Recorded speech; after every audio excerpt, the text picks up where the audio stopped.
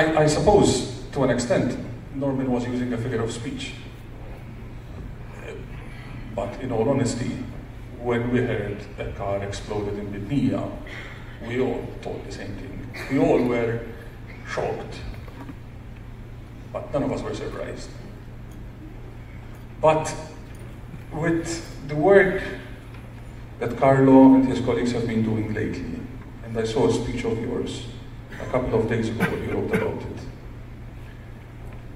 this thing of they might have known and let it happen is getting a eerie, literal meaning now.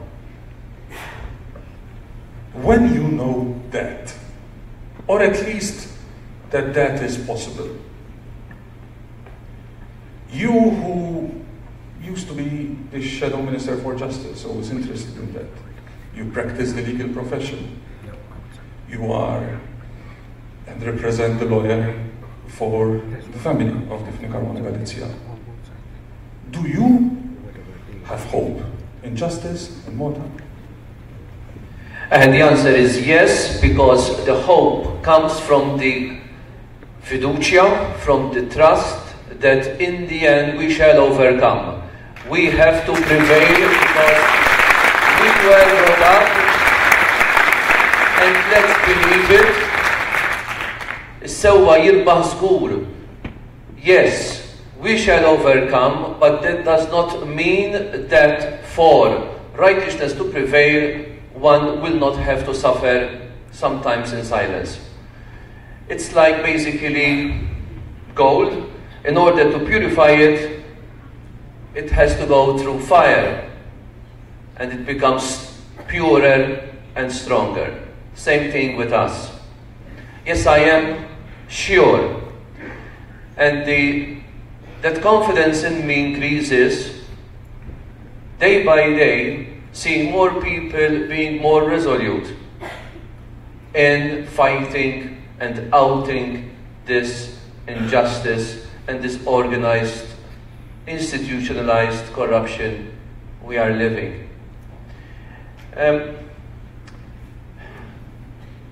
We are living in a country where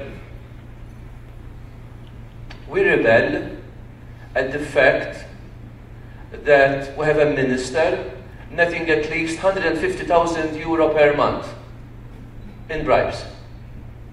Let's be blunt and talk straight. We have a chief of staff of the Prime Minister netting at least from one project 150,000 euro per month in bribes. Let's let this sink through. 150,000 per month. In 1 year, the prediction was 2 million. Tiftakruh l-arlox tal-lira?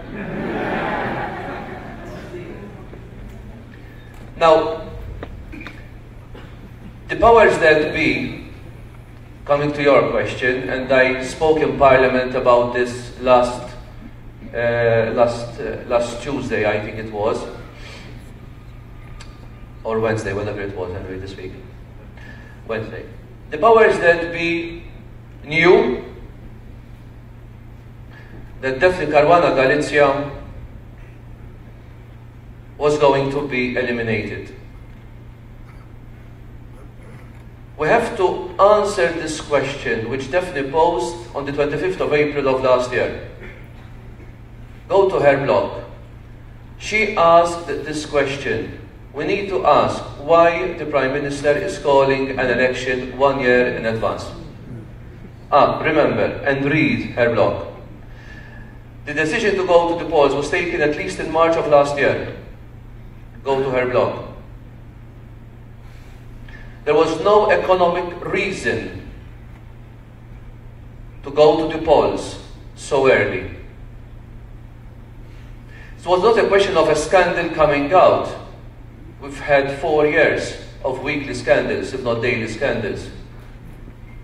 So that was not the major factor precipitating an early election. There must have been something else, something more. In Italy they had I centri occulti del potere. We have it as well. And the powers that be knew and were alerted to the fact that something major was going to happen in the next few months, precipitating the early election. If we get to answer Daphne's question, posed on the 25th of April, we are closer to the truth of who ordered Daphne's death. And we shall not rest. We shall not stop, and we shall not pause. No matter what, no matter who, we shall never, ever, ever, ever give up. We shall reach that conclusion. When they did Daphne, they thought they would increase fear. If in the way it was carried out, it was not carried out to kill a person only. It was carried out in a spectacular way to send a message beyond Bithynia. But they did not foresee many Daphnes sprouting, many seeds planted and now taking root, thanks to the independent media, thanks to people like Manuel, I give credit, and like Caroline Descartes. The independent media is doing a sterling work, and now we have this endorsement by the Forbidden Stories. Don't forget 17 Black. When a year ago Daphne revealed 17 Black, the secret company formed in Dubai, Mitzi and Schembri denied it and said she was lying. Now we know she was not lying, and she has been vindicated.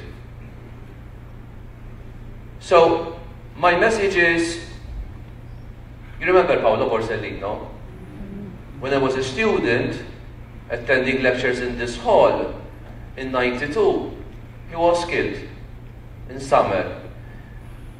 Was one of my mentors, together with Falcone. I remember reading a phrase of his, I'll share it with you. Chi ha paura muore ogni giorno che lo fa. Chi non ha paura muore una volta sola.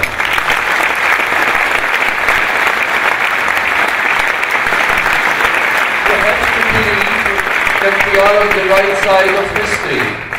It does not mean it will be easy. There's a lot at stake. There are millions at stake between a handful of people, and they will do anything not to lose that grip on power. But we owe it, and this is what drives me. People ask me, what drives you forward? What drives me forward, and I'll share it with you, is a very simple message I'll share.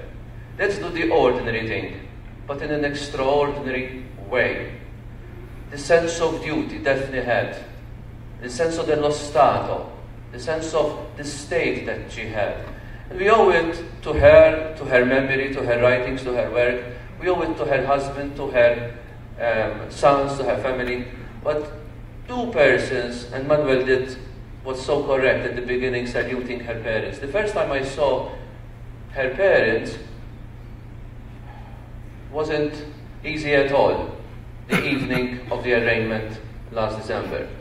I had never ever met these two persons, lovely couple, stoic, steadfast, morally upright.